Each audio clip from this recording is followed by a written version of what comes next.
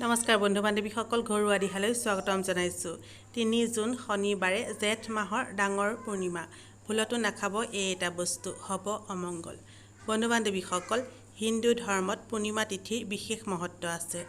জেঠ মাহৰ পূৰ্ণিমা তিথিৰ মহত্ব আৰু অধিক বৃদ্ধি পায়।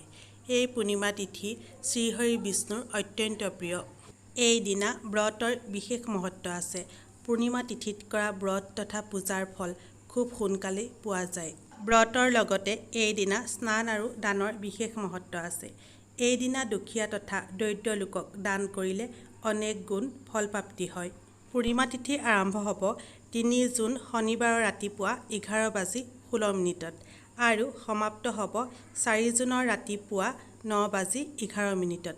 শাস্ত্ৰ অনুসৰি পূৰ্ণিমাৰ দিনা কিছুমান বস্তু সেৱন কৰা আৰু কিছুমান কাম কৰা বৰ্জনীয় বনা হৈছে।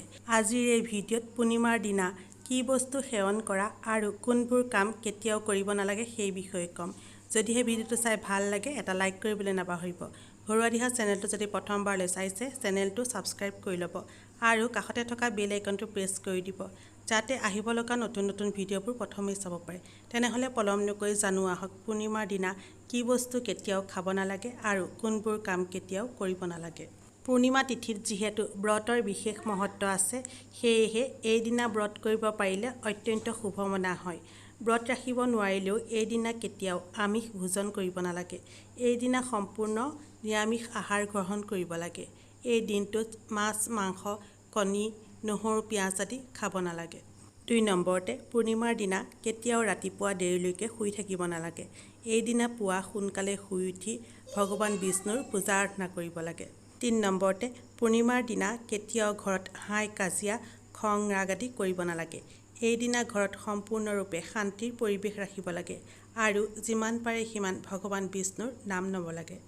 ৪ নম্বৰতে, এই দিনা যদি কোনো দৰিদ্ৰ তথা দুখীয়া লোক আপোনাৰ ঘৰলৈ আহে, কেতিয়াও খালী হাতে যাবলৈ নিদিব। সাধ্য অনুসৰি যি পাৰে দান কৰিব। ৫ নম্বৰতে, পূৰ্ণিমাৰ দিনা কেতিয়াও সন্ধ্যা সময়ত শুই থাকিব নালাগে। সন্ধ্যা সময় হৈছে মা লক্ষ্মীক পূজা আৰাধনা কৰাৰ সময়। এই সময়ত শুই থাকিলে মা লক্ষ্মী অত্যন্ত অসন্তুষ্ট হয়, যাৰ ফলত ঘৰলৈ দৰিদ্ৰতা আহে। বন্ধু বান্ধৱীসকল, যদিহে ভিডিঅ'টো চাই ভাল লাগিল কমেণ্টত শুদ্ধ মনে লিখিব জয় মা লক্ষ্মী। তেনেহ'লে আজিলৈ আহোঁ, ধন্যবাদ।